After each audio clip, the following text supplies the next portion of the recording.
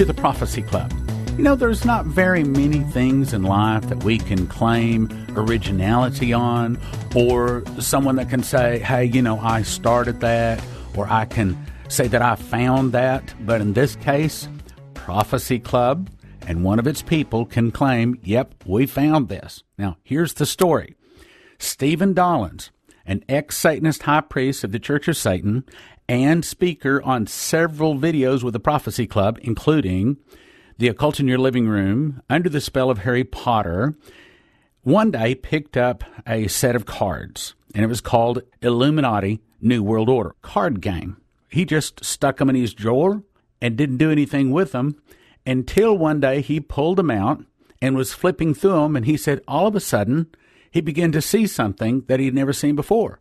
He realized that this card game was far more than just a card game. You see, in the early 1990s, the Secret Service actually attempted to stop the distribution of a simple deck of cards called Illuminati New World Order. Or were they just a simple deck of cards? One of the cards clearly portrays an airplane slamming into the World Trade Centers. Another shows the explosion at the Pentagon exactly like it happened.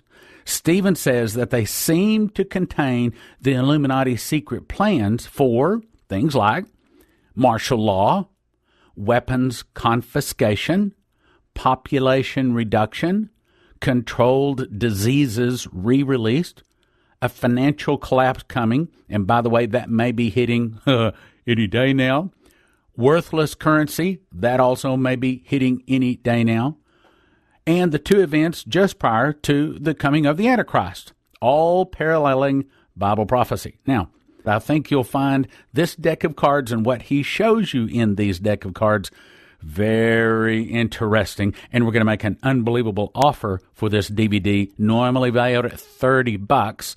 Today, just a gift of $15. Steve Dollins, Illuminati, Game or Blueprint for World Domination. And I believe that's because one of these illustrators was channeled, and that's why he started coming up with the illustrations. I'm sure that the trading card company actually believes that these are just fun cards, and they're just, you know, nice collectible type of cards, and that they're going to make a lot of money. We know them to be something else. So that kind of answers that. So the next card that came up, we ended with the Pentagon card, and so what we want to do is we want to look at the next card that came up, because this is kind of interesting. The next card that came up in the stack was the cover-up card. And was there not a cover-up of 9/11? There was a lot of instances in 9/11 that we weren't told about. A lot of things we were told that we should have looked into a little more deeply. For instance, did you know that the FBI and other agencies had been warned of the attack plans? And we also had the conspirators under surveillance. Muhammad Atta, I believe is his name, was the man who supposedly was the head of one of the heads of the conspirator group that flew the planes into the World Trade Center, or the World Twin Towers, New York Twin Towers.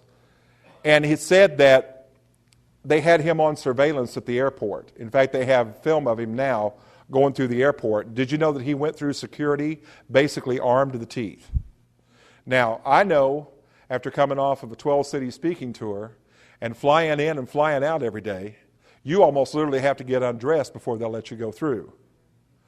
I mean, you literally, they search you, they pat you down, everywhere, you know. But they let these people go right through and get on these planes. Now, ask yourself this, too. How do you steal 4 planes from the same airport? And then you're going to drive these planes into strategic places? You know, this should have, I mean, red flags should have gone up everywhere when they had been warned that these things were going to happen.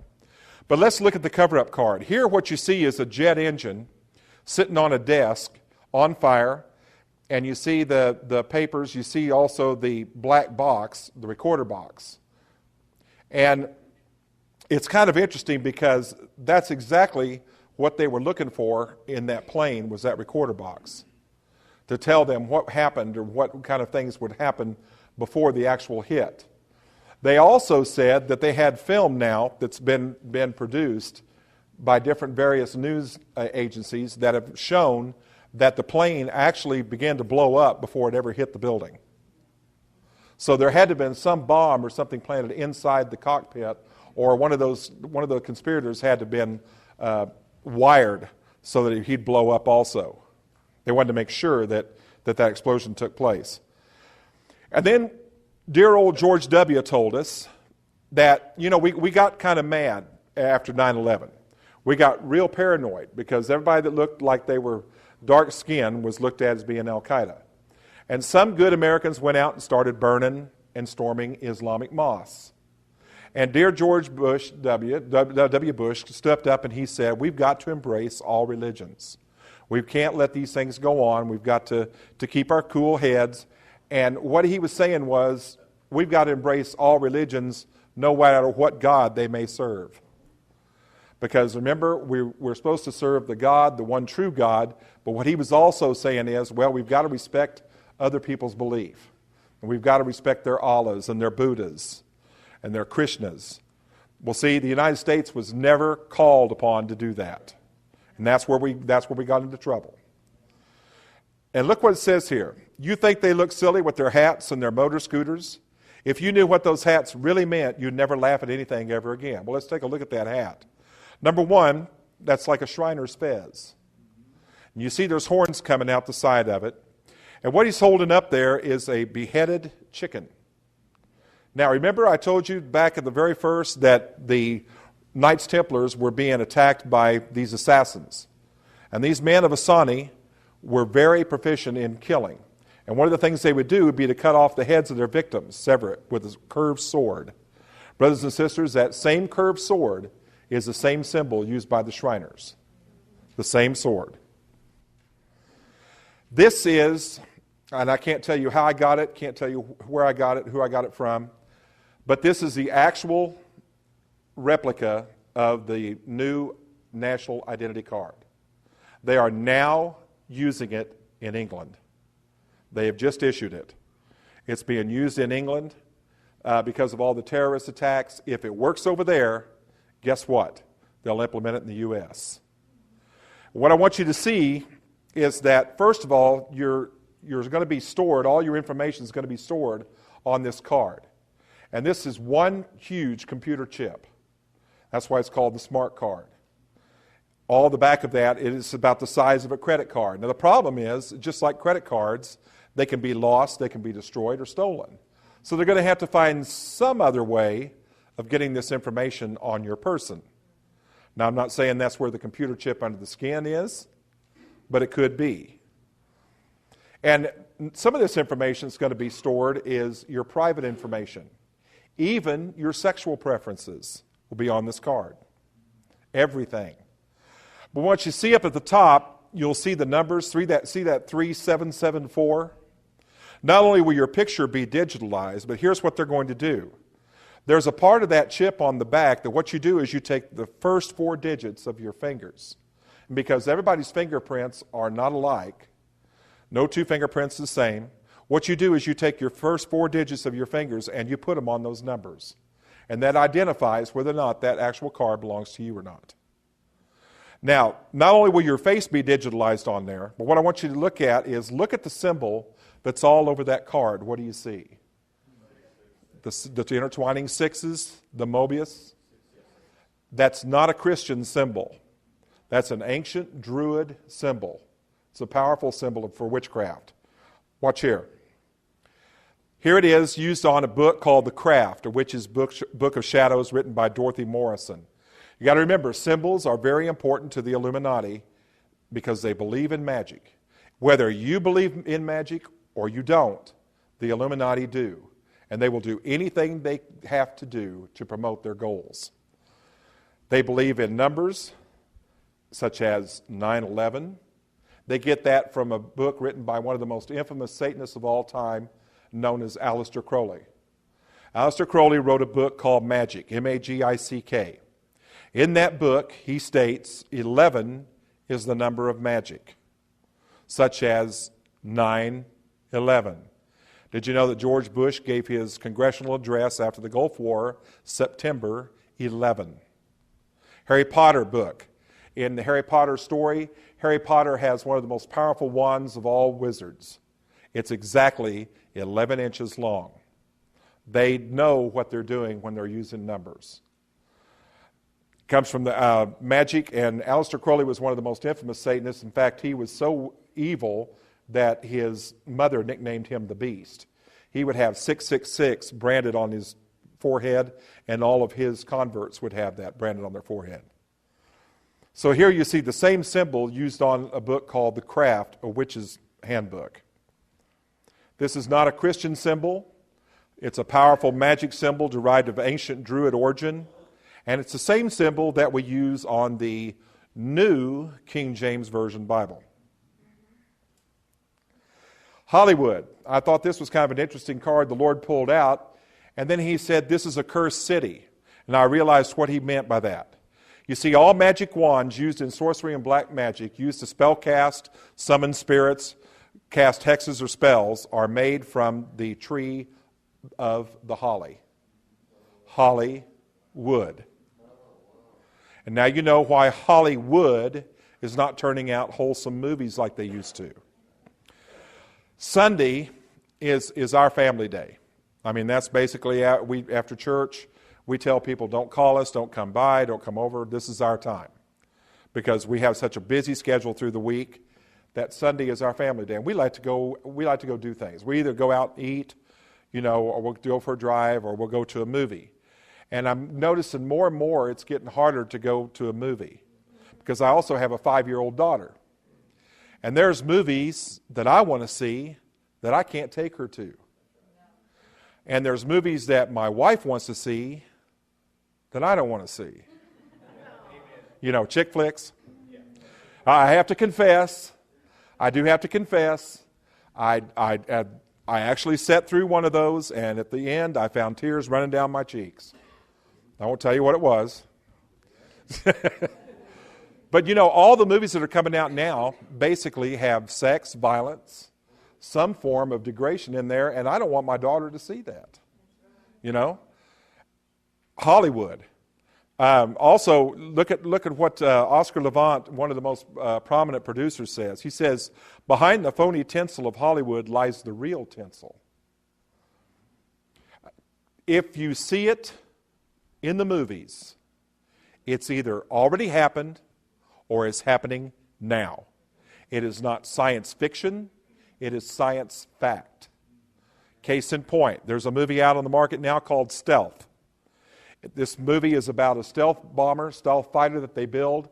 It's run by an almost humanized computer. The computer begins to get so human that it begins to think for itself, and the stealth fighter begins to turn on cities. Then the other stealth fighters go up and try to knock this thing down, try to destroy it. About 3 months ago, I noticed that Popular Science magazine carried an article about a new stealth fighter run by an almost human type computer. This thing exists, and they've been testing it in Area 51. They have the laser light sword. In Star Wars, they have the laser light swords. They know that lasers work. They know that they'll cut right through people. They'll cut right through metal. It's not science fiction, it's science fact. That's why I say if you see it in the movies, it's either already happened or it's happening now. Then we have the UFO alien phenomenon. We have the X-Files, Signs, Invasion. Has anybody seen the new series called Invasion on ABC? There's I think 3 or 4 episodes already out. But if you've not seen it, listen, here's the premise of this series. The aliens are hostile. They're evil. They're mean. They mean to take us over by replacing our bodies with theirs. And the alien invasion comes in on the tail end of a hurricane in Florida. And after the hurricane gets through, about the little girl that's the sheriff's daughter begins to see these red lights coming down out of the sky and coming into a swamp area. And people that go into the water, go into the swamp area, disappear. And when they're found again, they've been changed. They're not the same person. So what's happening is the alien is getting rid of their body by taking it over and replacing it with theirs. So now what we're seeing is not the little E.T. anymore, or the little cute little creature from Close Encounters of the Third Kind. We're seeing that they are hostile. What we're being programmed is that there are aliens and that they are hostile and that they mean to do us harm. So what we're being told is that the truth is out there. We are not alone. Now here's what the Lord said. He said the truth about the Roswell crash will be revealed, but it won't be the real truth. What they're going to actually do is very soon now, they're going to release the information, and that's why all these alien movies and things are coming out now, is because they're getting ready to release the information that yes, there was a crash in Roswell in the 1950s, and yes, there were alien bodies, and yes, we do have a craft, and this is where some of the technology that we've gotten comes from. And we're also going to be told that these aliens are very hostile and they mean to do us harm, and they've been, experimenting on people, taking their blood and taking various body fluids from them, experimenting on them. But there are some aliens that are here, and they've come to save us from ourselves. Remember, the whole idea is to create order out of chaos. Crop circles, we're going to be told that we know what they mean. I remember in the 70s, if you were a Jesus freak, you'd go around and you'd hold one finger up, and that kind of meant one way up to heaven. This is kind of their one way up. They're pointing their one way. We're going to be told that cattle mutilations were for experimentation on cattle and humans, necessary for the creation of a hybrid race. Now catch this, half human, half angelic being. You see, what we're going to be told is some of these are actual angels sent by God to help us to take care of ourselves and become our saviors. That's all I want to say on that. Now, we were joking about this. We thought that the way, you know how God puts things together? It's not by coincidence, it's by design. And the way this whole presentation came about was just awesome.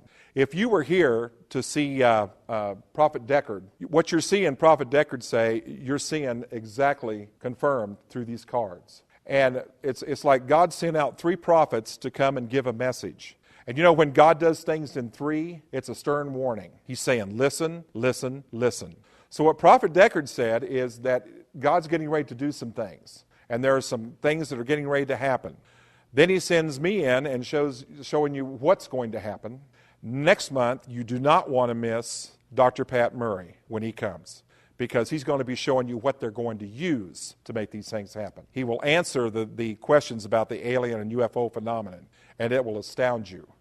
So I don't want to get too deep into that because I don't want to steal his thunder. You have paranoids. You've got people running to and fro, and doesn't that how the Bible says is in the end days, the last days, we're going to be running to and fro, scared of everything, literally fearing everything. But we're going to be told science is going to fix all of our problems. See, remember, we're looking for a Savior anywhere except where the Savior is. And when they come in to fix our problems, they're going to be doing it by different means. They're going to be using secrets that man was never meant to know.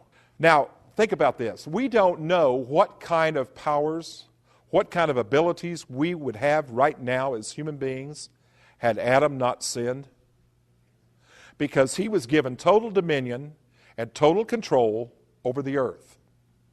And if he had not sinned, we probably could have had those attributes also. But because he sinned, that knowledge is now forbidden by God. We are not to even try to tap into that, because it would make us close to becoming like a god, just like the people who built the Tower of Babel tried to get up and go into the very throne. So what they're going to be using is this forbidden knowledge, and we want to look at some of those things. First thing we want to look at is one of the things they're going to be using is clone arranging. Cloning projects will increase as man's knowledge and science increases. You see, right now, they've just come out in the news and released that they have been able to clone 2 animals already. They've been able to take the DNA of different animals and actually make a replica from that DNA. In other words, born another replica of that animal. Now, let me ask you a question. Let's say someone cloned you. Now there are 2 of you.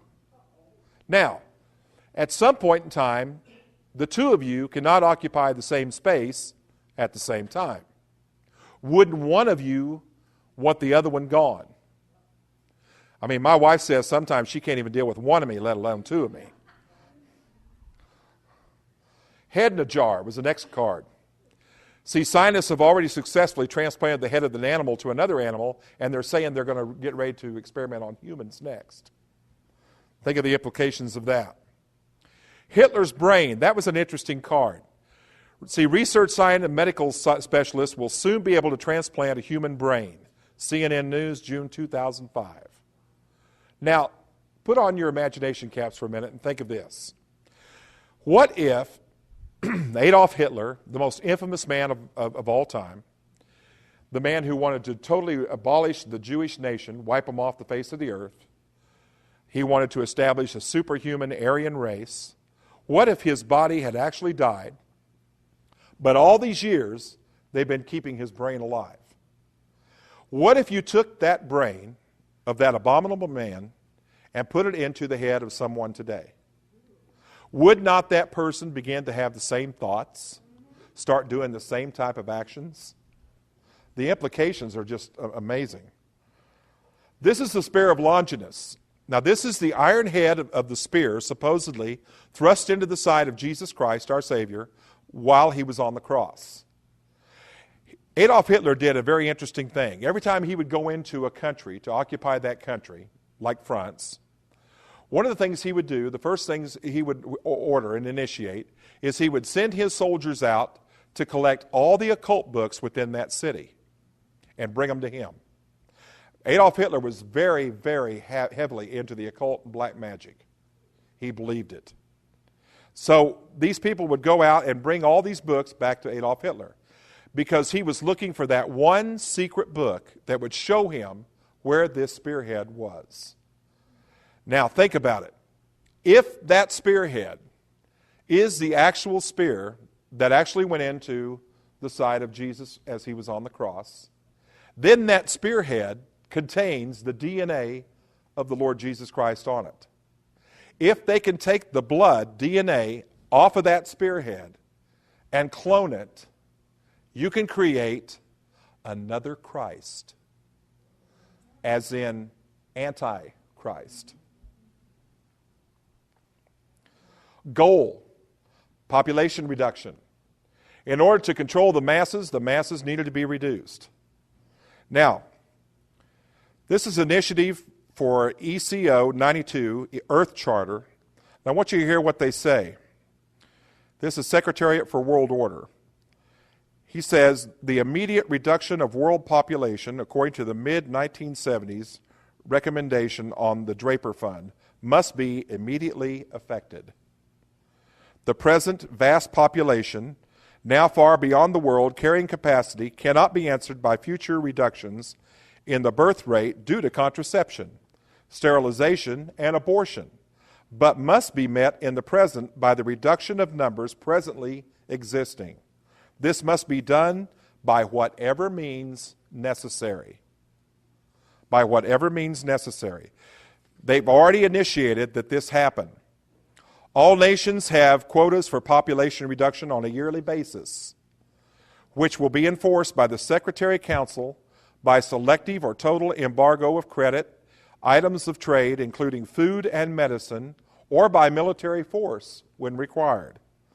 The Security Council of the UN will inform all nations that outmoded notions of national sovereignty will be discarded, and that the Security Council has complete legal, military, and economic jurisdiction in any region in the world, and that this will be enforced by the major nations of the Security Council. The Security Council of the UN will take possession of all natural resources, including the watersheds, the great forests, to be used and preserved for the good of the major nations of the Security Council. All of the above constitute the New World Order, in which the order of all nations, regions, and races will cooperate with the decisions of the major nations of the Security Council. This is plans for depopulation, getting rid of the masses. Well, they can't do a genocide because that would totally give them away. They can't do another Holocaust. So what they do, and have been doing, is killing us slowly. Watch some of the ways they've been doing it. First of all, they've been using the AMA, American Medical Association. And you notice that if you need major surgery, if your Medicare or Medicaid doesn't pay for that, or you don't have insurance, you're pretty much out of luck. And if a doctor prescribes a medication for you that's necessary for you to keep alive and keep healthy, you better pray that Medicaid or Medicare covers that. And if it doesn't, you better pray that something will, or you're out of luck again. Listen to me. They have a cure for every major disease we've come up against.